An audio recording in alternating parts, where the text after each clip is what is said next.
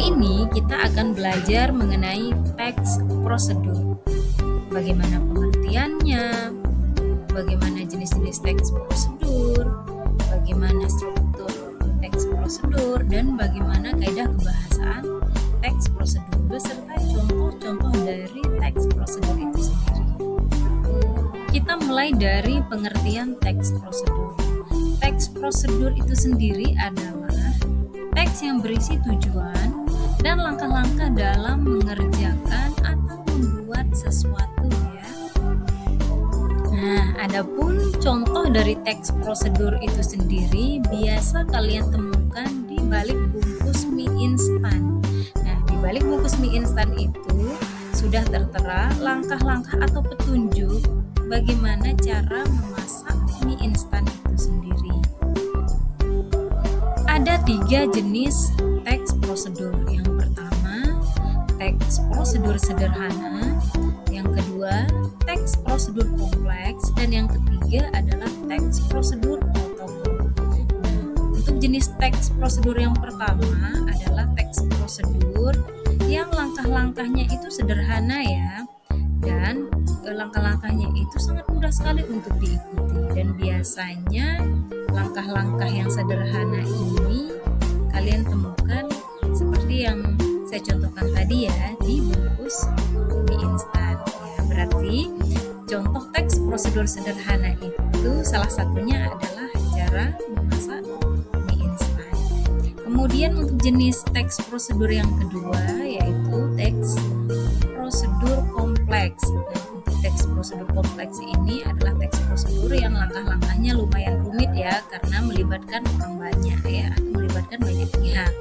Contohnya cara membuat EKTP dan cara membuat paspor.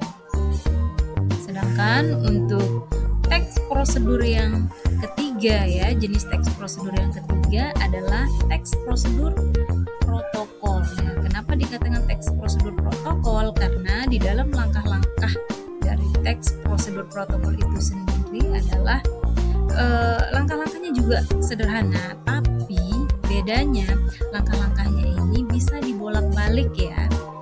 Namun tujuan dalam teks prosedur itu sendiri masih bisa tercapai. Contohnya cara mencuci tangan. Kita beralih pada struktur teks prosedur ya. Struktur teks prosedur ada 3. Yang pertama tujuan, yang kedua langkah-langkah, dan yang ketiga adalah penegasan ulang ya. Tujuan dalam teks prosedur itu biasanya berisi gambaran awal dari teks prosedur itu sendiri ya. Contohnya ketika kalian membuat teks prosedur, cara membuat layang-layang misalkan. Nah, nanti untuk tujuannya kalian buat gambaran awal mengenai layang-layang itu sendiri. Nah, selanjutnya untuk struktur yang kedua adalah langkah-langkah. Kembali lagi ke contoh tadi, cara membuat layang-layang. Setelah kalian membuat tujuannya atau gambaran awal dari layang-layang itu, lanjut kalian membuat langkah-langkah cara membuat layang-layang itu sendiri ya. Nah, dan struktur yang ketiga adalah penegasan ulang. Nah, penegasan ulang itu biasanya disebut sebagai penutup. Yang namanya penutup dalam sebuah teks otomatis berada di bagian akhir dan biasanya berisi mengenai kesimpulan dari teks itu sendiri. Jadi penegasan ulang dalam teks prosedur adalah kesimpulan dari teks prosedur itu sendiri ya. Kita lanjut ke kaidah kebahasaan teks prosedur. Untuk kaidah kebahasaan teks prosedur itu ada 5 ya. Yang pertama, banyak menggunakan kata kerja imperatif. Yang kedua, menggunakan pernyataan persuasif. Dan yang ketiga, banyak menggunakan kata teknis. Yang keempat, menggunakan konjungsi. Dan yang kelima, itu deskripsi alat. Apa itu kata kerja imperatif? Ya, kata kerja imperatif adalah kata kerja perintah. Dan biasanya kata kerja imperatif ini menggunakan akhiran kan, akhiran i, dan partikel lah ya. Selalu diingat ya, untuk kata kerja imperatif ya biasanya dibentuk oleh akhiran kan, akhiran i dan partikel la. Contohnya, pada kata dasar tunjuk diberikan akhiran kan menjadi tunjukkan. Kemudian pada kata dasar hindar diberikan akhiran i menjadi hindari. Dan untuk kata dasar tunjuk lagi ya, untuk kata dasar tunjuk diberikan akhiran lah akan menjadi tunjuklah ya. Nah, untuk pernyataan persuasif itu sendiri ya, apa itu pernyataan persuasif? Pernyataan persuasif adalah pernyataan yang bersifat mengajak ya.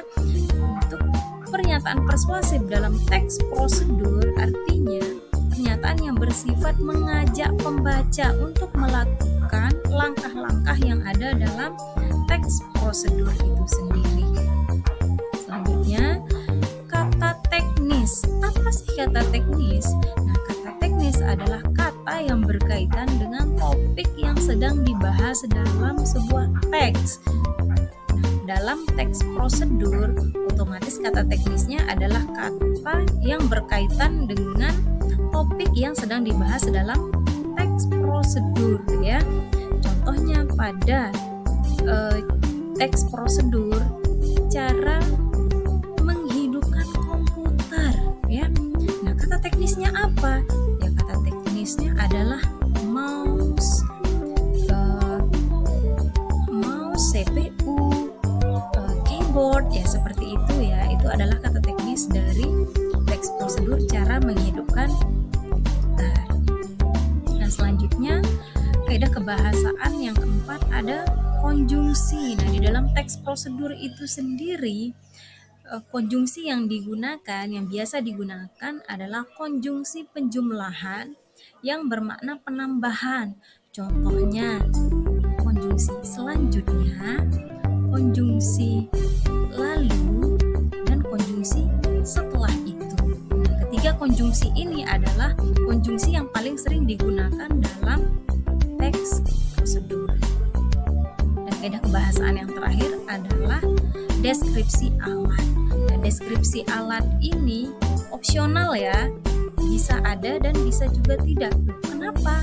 Karena deskripsi alat itu ada ketika teks prosedur itu berupa resep dan cara penggunaan atau pembuatan sebuah alat.